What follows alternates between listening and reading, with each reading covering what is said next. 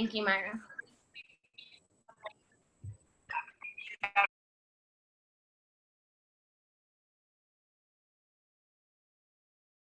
This time to learn together and grow. So we started last week with this class about this course, which is about the 12 Pesukim, which are the 12 verses from the Torah that the Lubavitcher Rebbe compiled, that he says are the fundamental, most essential quotes from the Torah that every person, starting from a small child to an adult, can live their life by these quotes. And of course, we're going to delve deeper into the quotes and the verses from the Torah.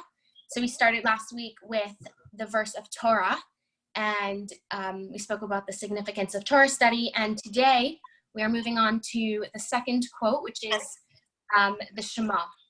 The Hebrew is Shema Yisrael, Hashem Elokeinu, Hashem Echad. Hear, O Israel, the Lord our God, the Lord is one. We're going to get to that and understand deeper what it means. So to begin with, this class is going to touch upon a question that scientists and psychologists and religious leaders have tried to answer for generations, which is, what is it that drives the human behavior? What is it that makes us tick? What is it? Are we driven by pleasure? Are we driven by purpose? What is it that drives our behavior? What is our motivation in life? So we'll start with one of the most renowned psychologists of this past century. He lived in the early 1900s, Sigmund Freud, who, of course, he was a Jew, but he came up with, in his psychoanalysis, he discusses what he calls the pleasure principle. And what Freud says is that the human being is driven and motivated by the desire to feel and experience pleasure and to avoid pain. So according to Freud, we are pretty animalistic beings. We want to experience pleasure, avoid pain, and he calls this the id, which is the part of our personality, the part of our psyche that wants to just, feel good, feel happy, feel pleasure, with disregard for everything else. According to Freud, we would go to very extreme extents to achieve pleasure, so much so that we have another part of our psyche he calls the superego, which is the part of ourselves that want to, be successful, conform with society kind of, and, do something in our life. And these two parts of ourselves are kind of battling, and we have an ego. He calls the ego is like the mediator between the two parts of ourselves. But according to him, our essential drive is the desire to feel pleasure and avoid pain, and to the extreme, basically. To understand this further, there was a scientist named Skinner, BP Skinner, Dr. Skinner. He did a certain experiment where he built a box called the Skinner box. I'm not sure if anyone's heard of this, but he built a box he called it the Skinner box. And what he did is he put a rat inside the box, and there were two levers in the box. And when the rat would press one lever, there was like pellets of food that would come out, or water. And when the rat would press the other lever, the rat would experience some kind of punishment, like an electric shock from the bottom of the box. So very quickly, the rat realized, was able to connect that this lever results in pleasure and this lever results in punishment. And, the rat was able to respond to positive reinforcement. But later on in the 1950s, there were two scientists that took this experiment a step further. They took the Skinner box and they put a rat inside. And what they did is they connected implants in the rat's brain to the lever. So whenever the rat pressed this specific lever, it would experience this stimulus in its brain that caused like a great feeling of euphoria and joy and pleasure. It, was connected to the happy centers in the rat's brain, and the rat was able to press the lever and experience a stimulus in its brain that made it feel pleasure. And what they discovered was very groundbreaking at that time. They realized that the rats would go to this lever and they would press it as many as 7,000 times an hour. So the rats were like addicted to this lever. They would press it all day long. And so much so that the rats, which, you know, animals are usually concerned with their eating and they're sleeping, but the rats would neglect eating and drinking and sleeping just to occupy themselves with pressing this lever. So they were neglecting their health and their hunger to press the lever. And eventually the scientists had to take the rats out because they would have died of starvation. So this experiment seems to prove Freud's psychoanalysis right, because it's saying that, you know, animals, creatures are driven towards pleasure over everything else.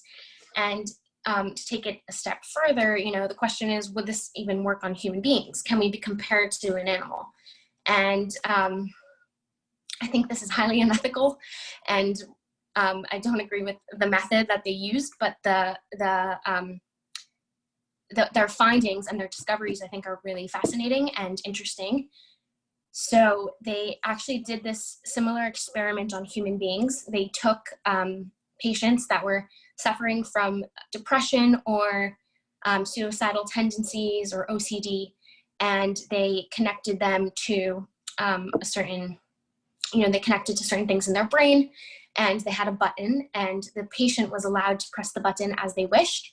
And when they pressed the button, there were certain stimulus sent to their brain that, like happy endorphins and things that made them feel happy and pleasure.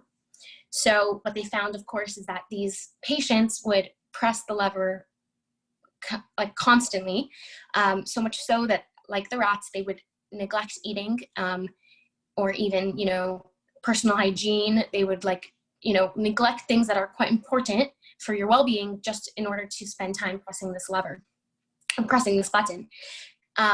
So, you know, according to Freud and these experiments, it seems like maybe a human being is perhaps, yes, motivated by pleasure. And that was their, you know, whether you agree with it or not, that was their findings.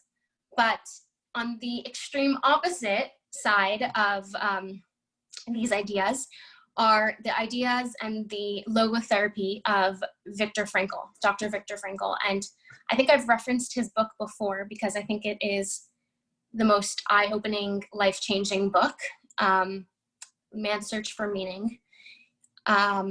It's a fascinating read, but Dr. Viktor Frankl, he was a Jewish, again, they're all Jewish. He was a Jewish psychiatrist in Austria before the war, and he dedicated most of his time to teenagers that were dealing with depression and suicidal tendencies. That was his focus before the war.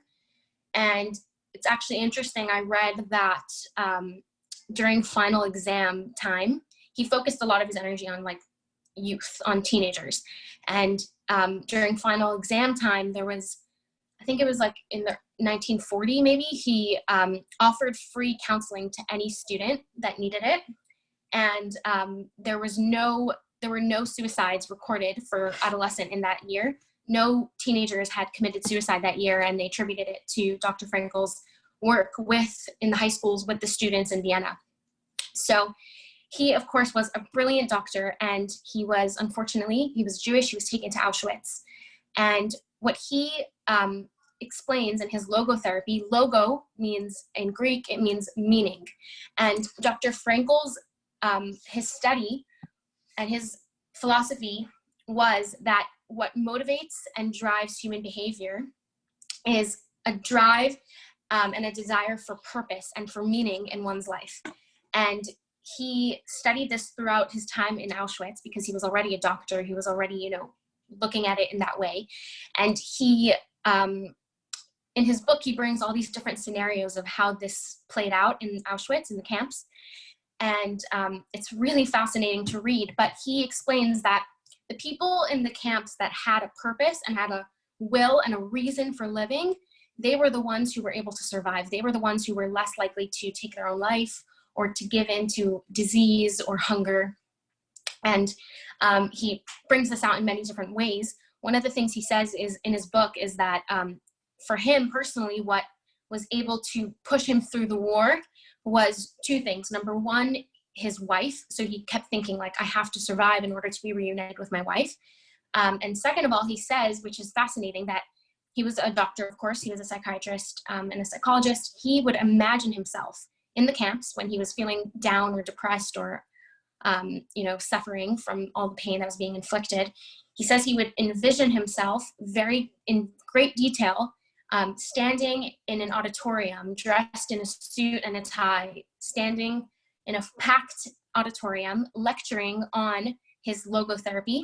And specifically, he was lecturing about the Holocaust and about, how it played out in a prisoner. So he studied like how it affected prisoners, his ideas, because he himself was a prisoner and, for many years surrounded by prisoners in the camps. And this image of him lecturing to a packed auditorium about his logotherapy and his ideas of how this affects people in captivity was what motivated him to make it out of the camps, he says, because in his mind, he was like, I have to survive so that I can share my ideas and share my knowledge and my findings with the world and my experience of the Holocaust. That was his drive and his pull through the Holocaust.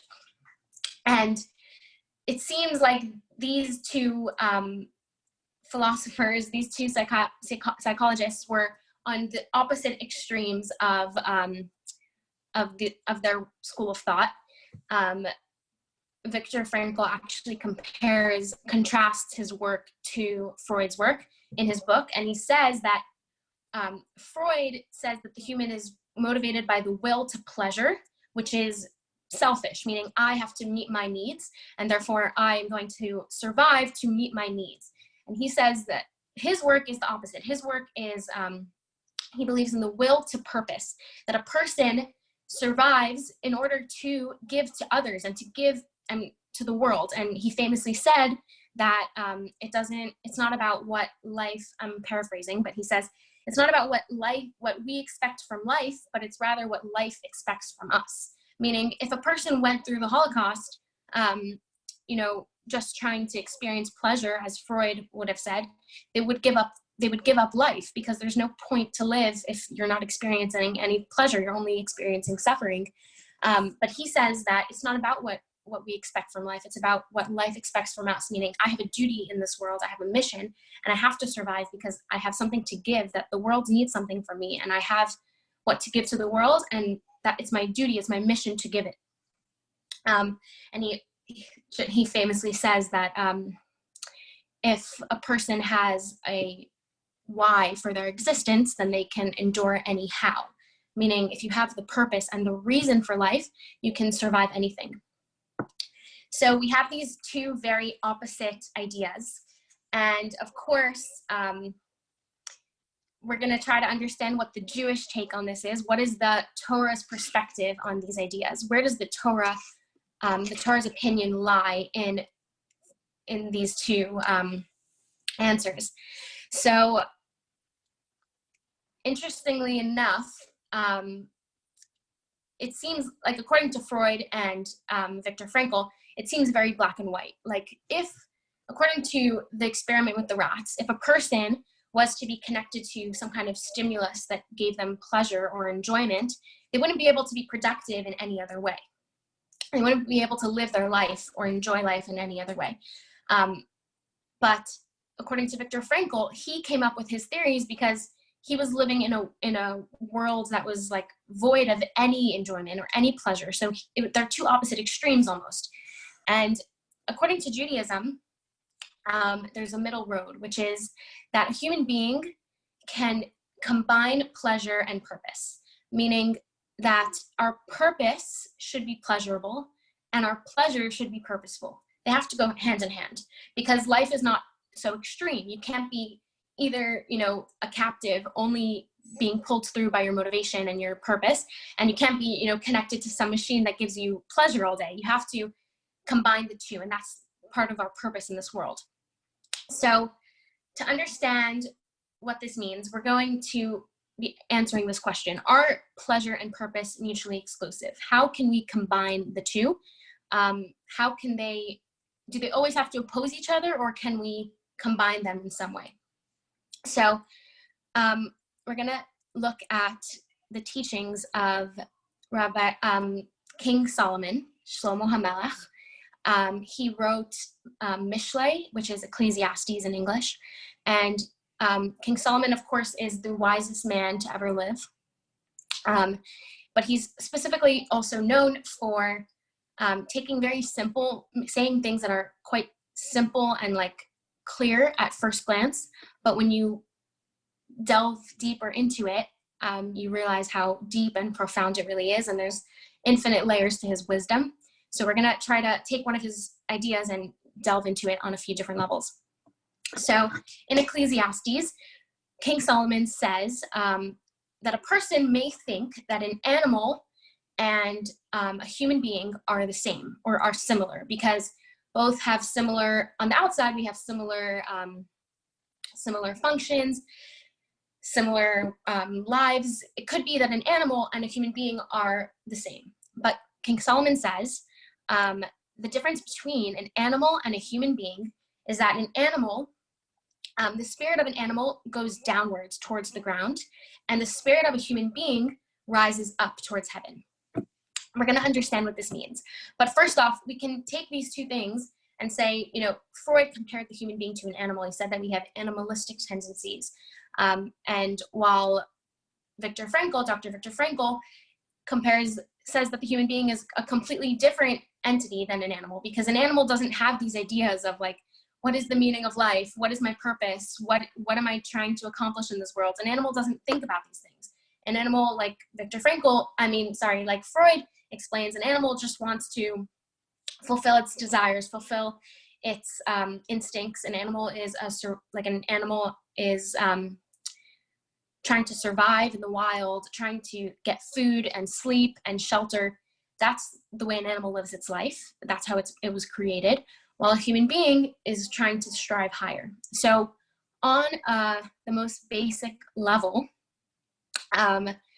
what King Solomon is saying is that, this is just the simple explanation at face value. What King Solomon is saying is that when an animal passes away, an animal doesn't have a godly soul. So the animal, it dies and it ceases to be. Its body and its soul cease to be. However, when a human being passes away, the body may no longer be alive, but the soul never dies. You know, in Judaism, we believe that every person has a soul, and the soul is immortal. It's eternal. It doesn't die. It doesn't pass away. It just goes on to the next world, goes up to heaven. So on a simple level, King Solomon is explaining that an animal passes away and it goes down into the ground and it ceases to be, while a human being its spirit, its soul goes up to heaven and lives in on a different plane. That's, the basic explanation of what King Solomon was saying. But the more psychological explanation is that the difference between a human being and an animal is that an animal, like we said, doesn't have these ideas and doesn't have a concept of like purpose or meaning, or what am I doing in this world? What is my purpose? How can I, make the world a better place, or, be there for others? An animal doesn't think about these things. An animal is trying to fulfill its needs, while a human being is striving higher. Like King Solomon said, we have higher aspirations. We're trying to connect to a higher power. We're trying to, I think some people are trying to enter enter the group. Myra, if possible. Sorry. So an animal is just trying to fulfill its needs. It goes downwards, while a human being is trying to strive higher. We're trying to reach a higher purpose. We're trying to connect with a higher power. We're trying to live our lives on a higher plane. So this is one of the reasons, physically, that's how we are created. As in, the human being is created upright. We're vertical, so our mind is placed above our hearts, while an animal is horizontal, right? They walk on all fours. Their heart and their mind are on the same level. If anyone was at Clara's class on Sunday night, she beautifully explained the idea of moech shalit al halev, which means that your mind has to rule your heart. As human beings, we have our heart, which desires some things, certain things, usually things that are going to bring us joy and pleasure and, things that our heart desires. And our mind is the one that has to be in control. Our mind has to dictate what is good, what is bad. It has to separate between, what's right for us, what's helpful, what's going to be beneficial to us, and what is wrong. And even though our heart may desire things that are incorrect, our mind has to be the one to determine what we choose. We have to lead with our heart and not with our mind. Lead with our mind and not with our heart. While an animal, its mind is there just to serve its heart. Its mind is there to help it find all the things that it needs, its food and its shelter and its safety. Its mind is a slave to its heart. Whereas a human being, our mind has to control our heart. And this is the idea that a human being can strive for something higher, while an animal is just looking to fulfill its needs. So on a deeper level, of course, we're going to look at the Hasidic interpretation of this verse. So Hasidus is the deeper secrets of the Torah, like the deeper understanding of the Torah. It's based on Kabbalah, which is, of course, very mystical and deep, but Hasidut kind of makes it more practical and understandable for us. So the Hasidic masters explain that King Solomon, when he says that the spirit of an animal goes downwards while the spirit of a human being goes upwards, actually King Solomon was referring to one person, as in he wasn't referring to an animal and a human being. He was actually referring to two parts of a human being. So his quote is referring to two spirits, two drives within the human being. So every person, King Solomon explains, or the Hasidic masters explain based on King Solomon's teachings, that every person has two drives.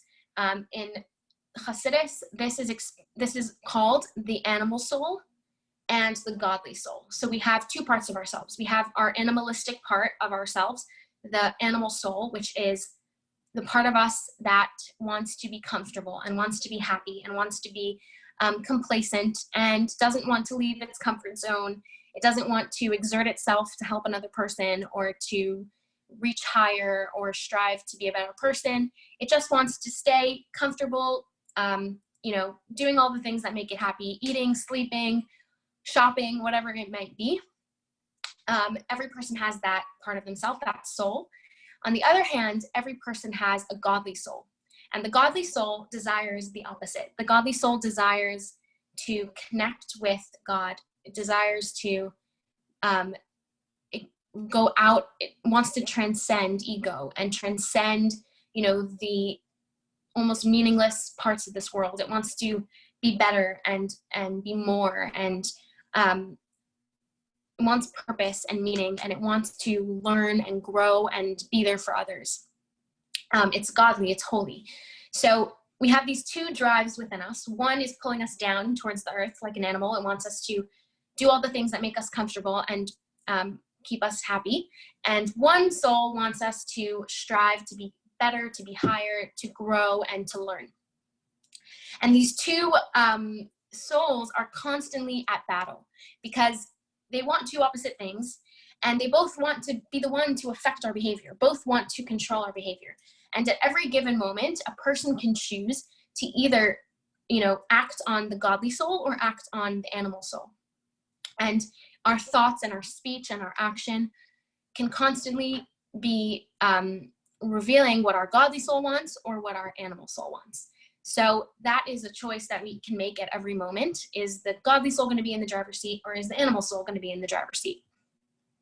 But the truth is, according to Hasidut, they are not mutually exclusive, meaning that the animal soul and the godly soul were given to us together. God made every single human being, every Jew, with a godly soul and with an animal soul. He put them together, as in if God wanted us to live a life of pleasure and comfort, he would have just given us an animal soul. And if God wanted us to live a life of holiness and spirituality, he would have just given us a godly soul. The fact that God gave us both means that God wants us to combine the two. He wants us to use them hand in hand. And that's proof of what our mission in this world is. It's not to focus on one or the other. It's to combine both. And the Jewish idea is not to neglect pleasure and enjoyment in this world. It's actually to sync our pleasure with our purpose. And this brings us to our quote, which is the verse that we're learning today, Shema Yisrael, Hashem Elokeinu, Hashem Echad, which means, Hear, O Israel, the Lord our God, the Lord is one. And just a little bit of background, this pasuk, this verse, or this prayer, is something that is like the mission statement of Judaism, because the Shema is something that we say when a baby is born, and we say it when a person passes away as well. We say it every morning, and we say it every night, because this prayer is something that encompasses our life. It's something that, as Jews, is like the cornerstone, the foundation of our belief in God and of our existence. And the source of this pasuk is, it's actually quite beautiful. When the Jewish people were about to enter the land of Israel, in the book of Devarim, the 5th book of the Torah, the very end of the Torah, the Jewish people are about to enter into the land of Israel. Moses is about to pass away. Of course, we know Moses did not enter into Israel with the Jewish people. He passed away right before they entered into the land. And before he's about to pass away, Moses gives a very, very moving farewell to his nation. And he gives them inspiration and instructions for how they should act and live in their future. And one of the things he tells the Jewish people is this verse. He says to them, Hear, O Israel, the Lord our God, the Lord is one. And what Moses was telling the Jewish people on the simple explanation is that the Jewish people, of course, had just been spent 40 years in the desert. They were secluded from any other distractions, any other nations. It was just the Jewish nation with God at their side, traveling through the desert for 40 years. This is the first time they're about to enter into a land that has other people. The nations that were living in Israel at the time were pagan nations. They served many other different types of gods. They believed that there were many different powers controlling every part of life. And Moses warns the Jewish people, and he says, we are not like those nations. We believe in one central power controlling everything. We believe in one God. And don't be influenced by the idols and the idol worship and the pagan beliefs of the nations in the land. Hold true and hold steadfast to your beliefs in one God. And the message of the Shema, of course, is that it's our declaration of our belief in monotheism, that God is one, there's only one God, and we don't believe in other powers. Nowadays, we don't really have people serving idols, but there are other types of idol worship that we can take from our modern times, as in people have different things that they feel like are controlling their life, different stresses in money or status or whatever it is that they feel like controls their life. That's like a form of idol worship. If you think something else besides for God is in control of your life, that could be like a modern day idol worship. Because as Jews, we believe that God is the one at the center of everything. He is the one controlling. He created the world, every part of the world, and nothing is, too far off from him. Everything is part of his oneness. And the deeper explanation of the Shema, the Hasidic interpretation of the Shema, is that not only is the Shema saying that God is one, that there is only one God, but it's actually saying that God is the only one. Meaning, not only are we saying that there are no other gods besides for our one God, but the Shema is actually saying that everything in this world is one with God. God is the only thing that exists. God is the only one. Everything in this world is one with God. Everything is united with him. There's nothing that is out of his scope of vision. Everything is part of him. And, instead of seeing life as like a bunch of fragmented pieces and different scenarios controlled by different things, we feel that every single part of this world is part of God's plan. It's part of God's bigger picture. It's part of God himself.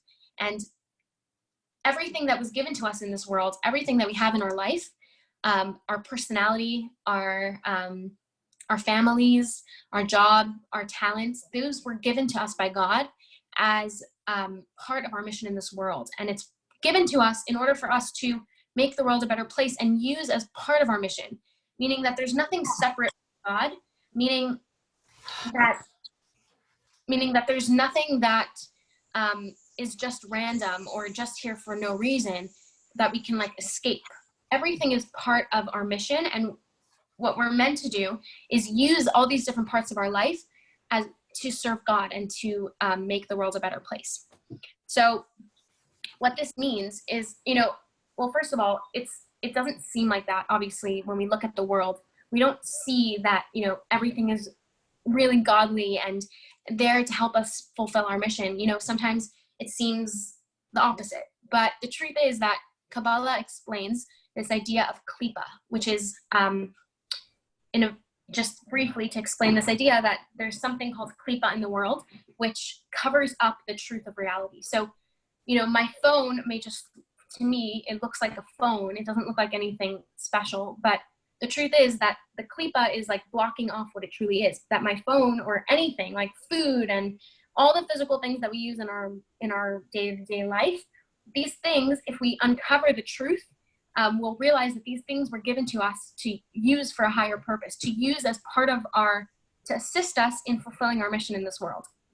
So klipa means shell or like a peel, and it's something that covers over the truth, meaning our goal is to uncover the truth of reality, which is that everything that was given to us is to use for a higher purpose. And, if God is one and everything is a part of him, and all the different seemingly fragmented parts of our life are really given to us as part of fulfilling our mission, this means that in every single aspect of our life, whether it seems holy or not, can be elevated and used as part of our mission. So to bring together the two ideas of, pleasure and purpose, which one is it? It's both. It's the idea that our purpose in life is to use the pleasure as part of our purpose. It's to use the things that give us joy and pleasure and happiness as part of our service of God, as part of becoming a better person. It shouldn't be like, this is holy and I use this at a certain time in a certain place, and this is unholy and it's like an escape. It should be one and the same. We should connect the two. Because if we think about it, if a person is just involved in, the pleasurable parts of life, that pleasure becomes very empty and hollow and meaningless. Pleasure without purpose is meaningless and hollow. But on the other hand, purpose without pleasure becomes very robotic, and it doesn't have that joy and excitement and passion. If you want to have passion and excitement in your purpose, it needs to be combined with pleasure. They need to go hand in hand. And the pleasure that comes from purpose, that comes from living a life of purpose and meaning, is so much greater because it's not empty. It's not like this quick feeling of joy or excitement that you get from something that's, short-lived. It's something that lasts because you see that it has results and you see the fruits of your labor, and that's the most beautiful type of pleasure, the most lasting type of pleasure. So our world, according to Kabbalah, according to the Tanya, is the book of Chabad philosophy written by the Alter Rebbe. And in the Tanya, the Alter Rebbe basically separates the world into three categories. That there are three categories in this world. There are things that are holy, meaning that naturally and their very being is holy. So there's nothing unholy about it. It could be an action or an item. So, for example, a holy action would be praying or giving charity or loving your fellow Jew like you love yourself. Any of these things are holy actions. inherently they are holy. A holy object would be a siddur or a Torah or anything, a charity box. Those are holy things. But they're also a very small percentage of our life, those don't make up the majority of our life. The second category is things that are not holy, but they have the potential to become holy. So anything in our world, this makes up most of our life. Anything, any action, any object that is not inherently holy, but can be used for a holy purpose, falls into this category. And this is like most of our life, food, clothing, phones, technology, work, school, all of these things fall into the category of they're not holy in and of themselves, but we can use them for a holy purpose. And it comes down to like almost everything. The third category is also a small category of things that are not holy and they don't have the potential to become holy either. So these are things that are forbidden, like murder or stealing. Anything that is immoral or wrong would be not holy and also doesn't have the potential to become holy. Those things are they're not holy and we're not supposed to touch them or go near them. So most of our life, though, comprises of things that are not necessarily holy, but we have the potential to make them holy. We can elevate them. And this is the idea of Hashem Echad, because if God is one, then the entire world is one with him. And we have to use all of these things to express God's oneness in this world, to express the idea that this world has a purpose. We're not just here for no reason. We're not just here like as animals to enjoy ourselves and feel happy and enjoyment with no meaning. Our meaning and our purpose is to express God's oneness in this world and make the world a better place and be there for others, to leave our comfort zone and exert ourselves in order to help another person. But those things have to be done with enjoyment, with pleasure, because that's how we infuse excitement and joy and passion into those things. So they have to go hand in hand. Our pleasure has to be purposeful and our purpose has to be pleasurable. So to conclude, the words of the Shema, the first word is Shema, of course, which in Hebrew means hear, but it can also mean listen. And we know the difference between listening and hearing is that when you hear something, it's passive. You can hear something but not really be paying attention to it. When you listen to something, you are in tune with it. You're internalizing it. It's an active listening.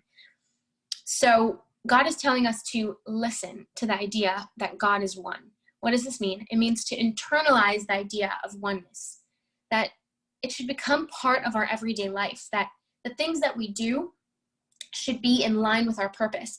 It shouldn't be like, this is my goal and this is my purpose, and these are things that distract me from my purpose, kind of like an escape. Anything that's doesn't seem like it's directly part of our purpose, we can incorporate it and make it part of that. And it comes down to an internalization of the idea, and really it comes down to thought and intention. Setting an intention is really what it's all about, because let's say eating, which is just a classic example because it's something we all do. You can go down for breakfast and eat a delicious breakfast with no thought at all of, just to satisfy your hunger. But that would be, it would be kind of an animalistic eating, because you're just eating to satisfy your hunger, just like any other desire. But if we're living with intention and we're living with purpose as our driving force, then when you sit down for a meal, the first thing you do is thank God for the food that you have in front of you. And then you can thank the person who made the food. And then when you eat the food, you can think to yourself, I'm eating this in order to have energy to do whatever I have to do today. Meaning whatever it is that you're trying to accomplish that day, the food is going to give you energy to accomplish that. And when you think to yourself, this food, and it becomes habit, like the more you do it, you start to just see the world in that way, that I'm eating this food in order to take care of be there for my family, or be there for my children, be there for my spouse, or I'm eating this food in order to have energy to pray or to connect to God or to help another person. Whatever it is, that you're trying to accomplish as part of your mission in this world, all the physical things that God has given us can be used to assist us in that. And it's just a matter of a mental switch and realizing that if everything is one, then we can reveal that oneness by seeing the world in that way. And, using those things, like, making a blessing on food and using that energy to do goodness in this world, that is elevating the food. And it goes to say with all physical objects, all pleasurable things in this world, things that, may seem shallow or, not purposeful can become purposeful. In the Tanya, one of the examples the Alter Rebbe brings of this idea is that there was a great rabbi who he was into humor, right? That was one of his things that he liked. And what he would do to get his students' attention was he would tell jokes at the beginning of the class. Rabbi, he would like always begin his classes with a joke or with some humor to grab his students' attention and to get them interested and involved. And that's the example the Alter Rebbe brings. It's just one example of someone using their talent or a skill or something that they're interested in, something that brings them pleasure or joy, which could be humor. He's using it for a holy purpose. He's using it to learn and to grow and to help his students grow and learn. So I wish I give us all a blessing that we can, instead of seeing life as a bunch of fragmented parts and pieces that don't always come together, we can see this world in a unified way, that there is an underlying theme behind everything that we do, not just the things that are clearly holy, like going to synagogue or giving tzedakah or helping out a person. Those things are obviously holy. But what about the things that are, and don't seem so holy, seem mundane? So, if all of us can have that intention and that presence of mind to elevate the things that seem mundane and use them as part of our purpose in this world. And that makes things that are like simple and, that you can just pass through life doing quickly and easily, it gives them purpose, it gives them meaning, and it makes life so rich and beautiful when all the little things like, drinking a coffee or going on your phone, texting a friend, these things can really be beautiful and meaningful and carry like a lot of weight when you use them in the right way, and you use them to reveal that everything is one. And it makes everything, puts things in perspective when you start to have that mindset of, everything is here for a purpose. There's nothing that is useless. There's nothing that is pointless. God didn't give us the beauty of this world and the pleasures of this world as a distraction. In fact, he gave them to us as part of our purpose in this world, as part of our mission to elevate those things. They're not negative. They actually have the potential to be the most positive and beautiful things. This is the perspective of Torah and Hasidus, and I hope that we can all try to implement this even in a small way, even if it's just a little bit of a mind shift before we do something that is mundane or perhaps meaningless, and give it some meaning, give it purpose. And that by default makes it even more pleasurable than ever before.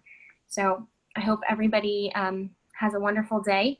I would love if anyone has any questions or ideas to share. I'm sure we can all think of ways that this applies to our life, or ways that we've dealt with the struggle of the animal soul and the godly soul. So if anyone wants to share or ask any questions, that would be... Malka, I was waiting 40 minutes to get on, and only when I texted or emailed your mother did she send me the link to come in. So I was waiting from 10 of 2. So what happened today, or how is it going to happen in the future? I'm sorry, Jane. I'm not sure what happened, but have Myra send the link, perhaps, if anyone missed. Well, I missed it totally, really. I came in at 2:30 and I was waiting to come on. I didn't want to miss the class. But does she need a list of the people participating? Jane, I'll call you when the class is over. It's Nancy. Yeah, that'd be great, hon, because I feel bad. I waited so long. I was wondering where you were. I got part of it. It said it was recording. There's a recording. I'll ask my. Oh, that would be fabulous. Okay. I think it was I think it's on Facebook Live perhaps. Oh, okay. That would be great to know. Malka, thank you so much. Thank you so much. Thank you. Have a good week. Malka, Awesome. Have a great day, everyone. Malka, Thank you. I Bye-bye. did, my Thank you, mom- Malka. When you talk What? about the animal soul, Yes. and, you talk about peppercorn. Sorry, who's but speaking? It's Tali, I'm sorry. Hi, Sally. Sorry. Okay. Hi. I don't think my pictures, when we talk about the animal soul, it is Yeah. not only comfort, but it's also, it's really, if we didn't have, there's our motivation. So it's our motivation has to be channeled, but it's definitely how we can be very motivated, and that still can be called an animal soul. In other words, a person can be very motivated to go to work or to do a particular thing, but it may be not on the time, say something, say being Shabbat, where you may be motivated to do something else and say, wait a minute, today is a holy day. I need to tap into the holy part of myself. Right. So it's No, but I can't get out. so it's really It's really being motivated. You couldn't live without that. Animal soul gets us motivated. But as you're talking about, to integrate it with the holiness, to take that, we all have to eat, but we bring more value. We elevate the sparks in the food by saying a blessing. But we're motivated, but it's what we use for our motivation. Yes, 100%. That's why, unlike some people, it's not so clear cut. You can't just say like, this is like the animal soul is bad and the godly soul is good. It's not like that. Like you said, Tali, the animal soul has the potential to be good. It has the potential to be holy. We just have to use it in the right way. Right. It's what gives us drive and motivation as well. Yeah. Right. Okay. Thank you. Yes. So true. Thank you very much, Malka. Thank That you. was wonderful. Thank you all for joining. Thank you.